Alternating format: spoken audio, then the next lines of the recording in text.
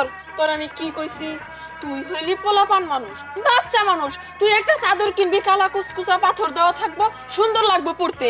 তুই রে কিসের চাদর কিনা নিয়ে আসছস? এইসব চাদর তো পরবো বিবাহিত মহিলারা, আমাগো বয়সে যারা আছে তারা। এটা কি তোর মানাইবো?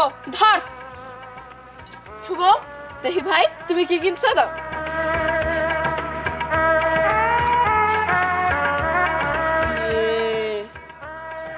তোমার না আমি কইছিলাম একটা হুডি কেনার জন্য, মাইয়া মাইটের সোয়েটার কিনছো কেন?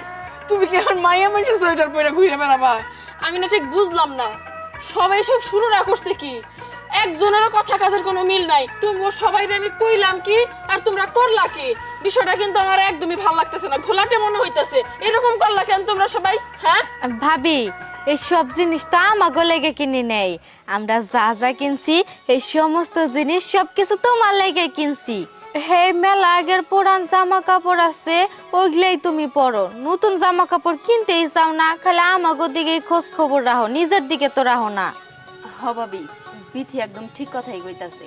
আমরা তো সবসময় ভালো ভালো কাপড় চোপড় পরি, আজকে না হয় তুমি পরো, আর আমরা কি করবো সবাই মিলা ওই যে পুরান কাপড় চোপড়ের দোকান থেকে শীতের কাপড় চোপড় কিনা নিব, আর এগুলা সব তোমার জন্য।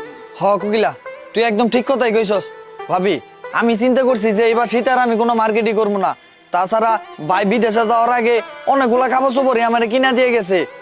এবার চিন্তা করছি যে আর আমি কাপড় চোপড় কিন না, এই কারণে তোমার জন্য আমি এটা কিনে নিয়ে আইছি। বৌমা, 5টা বছর হয়ে গেল গা এই বাড়িতে বই আইছো। এই 5 বছর আগে যে আইছো এই পর্যন্ত কোনোদিন কোনো কিছুর আবদার করো নাই, কোনো কিছু চাও নাই। আমরাও ইচ্ছা করে তোমার কোনো কিছু দেই নাই, কিন্তু তুমি মুরব্বী মানুষের মতো একা হাতে এই সংসারটা চালাইছো। তাই আমগরও পয়সা থাকতে কিছু আশা আকাঙ্ক্ষা আছে, তোমার শ্বশুরের আর আমার কিছু